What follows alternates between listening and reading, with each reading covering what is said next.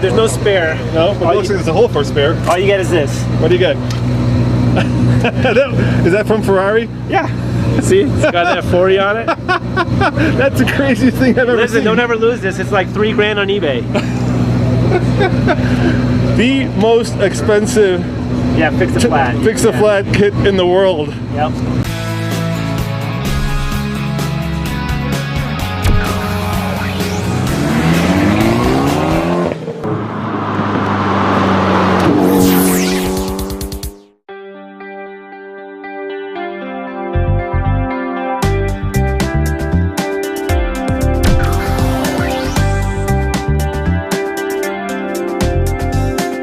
These 3 vents are the AC and the heat.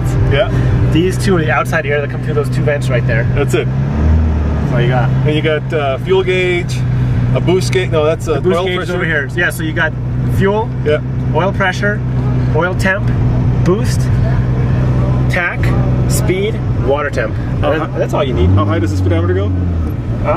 220. 220, and it'll do what? 201, you think? I think it might go a little more than that. But based on the gearing and where the RPMs were when I've had it at very high speeds, which, on the track, of course. Of course. How fast have you had it on the track, quote unquote? I've had it up to 190. Is it pretty stable? Extraordinarily stable. As it goes faster and faster, it just seems to hug the road better and better.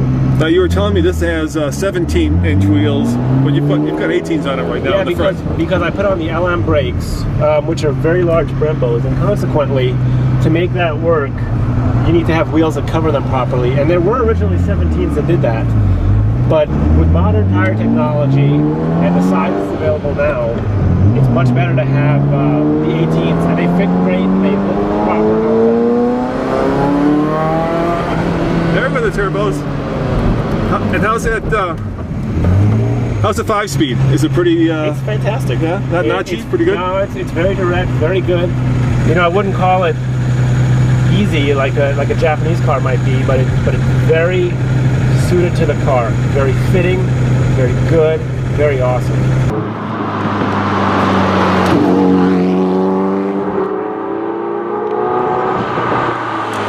Ferrari in 1984 made something called a 288 GTO, which was, in theory, their first limited edition supercar, which was done for Group B racing, which never happened.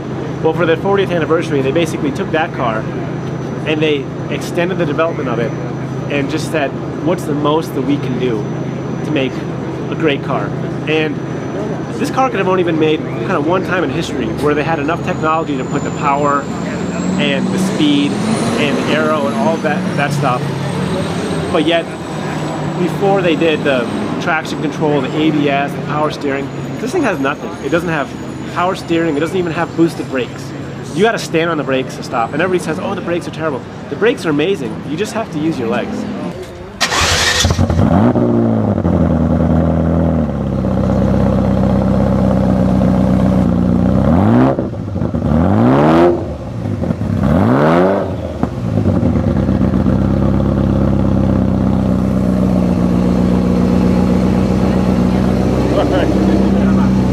Right, that's got to be one of the best sounds in automotive history. It's a great car. It sounds really awesome with this exhaust too. It's a wide open LM exhaust. Yeah, it's just fabulous. Under load and full throttle when it's warmed up, it sounds like probably like a race car, right? It's probably screaming. Yeah, a lot like it. But the turbos keep it fairly quiet, relatively speaking. So you can go with a much more open exhaust otherwise.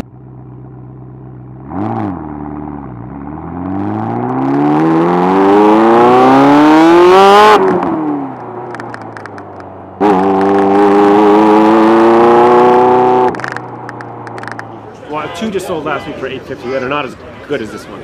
So, you know, that's a lot of money. There's a lot of really cool cars that are here at Cars and Coffee that you can buy. Why this one? The F40 to me was the epitome of cars. And there's not only is there no better car in the world than an F40, but there's no better anything. You know, if someone said, you know, you have all the money in the world, what would you buy? It would be an F40.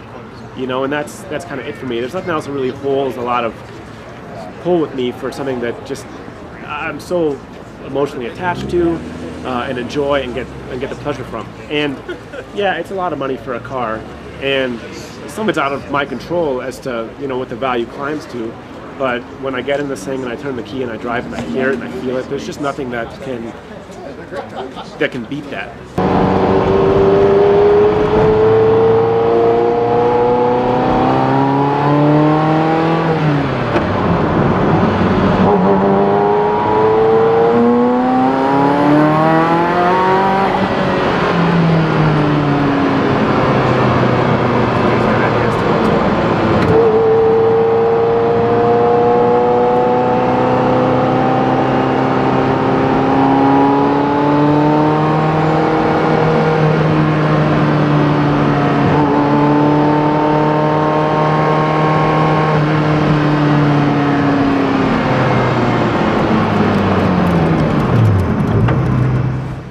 Drive it every day, or is this a trailer queen? It's not a trailer queen. I probably drive it 2 or 3 days a week, and sometimes it's just for pleasure.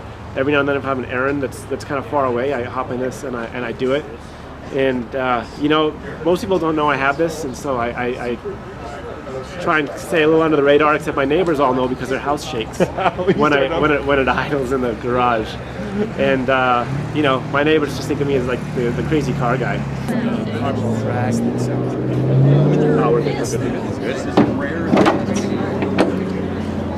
This is like. I like the fact that there's locks actually right there on the. Yeah, I can lock it. You can lock too.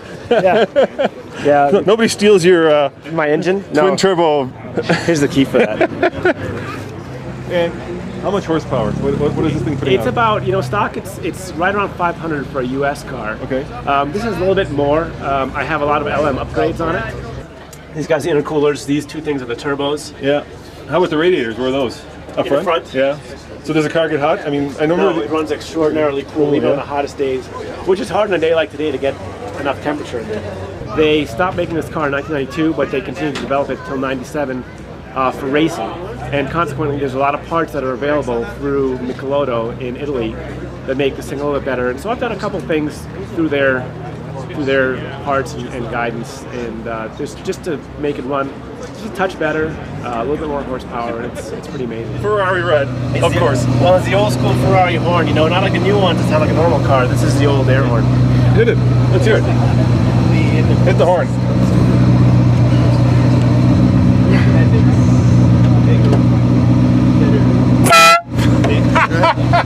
It's loud. You said you wanted it. I got it. You know what? If the engine note doesn't get you, the horn will. Yeah.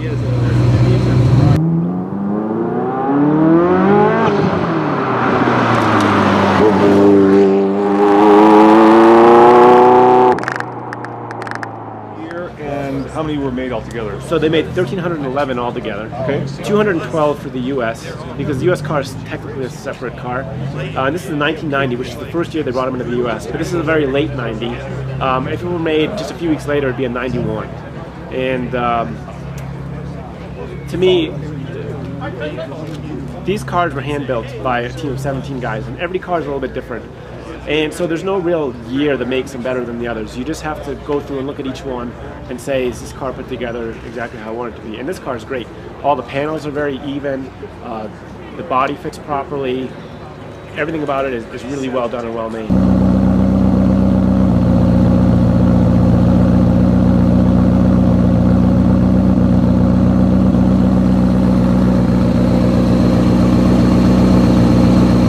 And one of the obvious unique things about this car is that it's all carbon fiber, and that there are no. It's a race car, right? There's no air conditioning, none of the stuff that none of the creature comforts. It has AC, but that's it. It has AC. Okay. It has AC and a heater, but it doesn't have a radio. It doesn't even have a dome light in it. It doesn't even have door handles. All the reduced weight. It's got a little like. Yeah, it's got a cable to pull. And yeah, everything's lightweight and speed. It doesn't have any assist. No power steering, no power brakes, no traction control, no anything.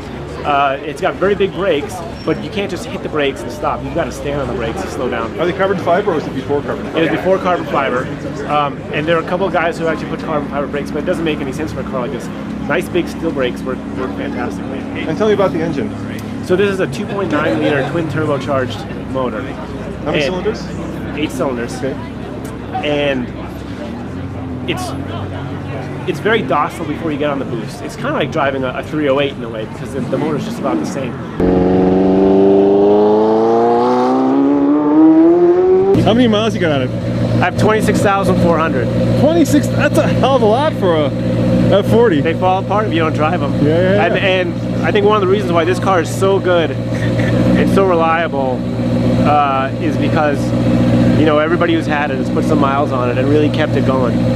It makes a big difference overall. You know, I've driven a few that have 7,000, 6,000 miles on them. They don't drive nearly as nicely as this one does. You know, Ryan, the word driver and F40 very seldom go together in the same sentence. Well, you know, people say, oh, but isn't it expensive to own? It's way more expensive to own if you don't drive it.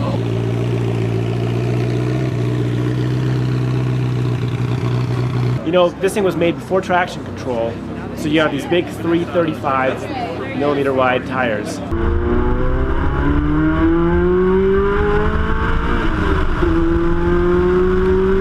The whole point of that is, that's traction control.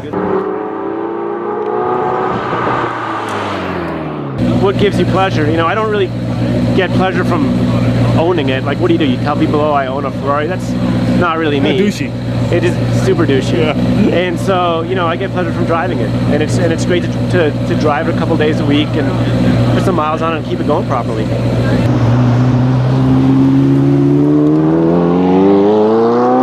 There's a story about this car with Enzo, right? This is like the last car. This is the last car that he did. And there are a couple stories floating around. But so they did this to celebrate the 40th anniversary. And as I said, they took the 288 GTO and they evolved it as much as they could possibly evolve it. But one of the things about it was that when he commissioned it, all he said was, I want to do something like we did in the old days that is the best of what we can do. And when people drive it, he said I want them to crap their pants when they hit the throttle. Hey, do you crap your pants when you hit the throttle? I'm used to it now, but it sure makes you smile though.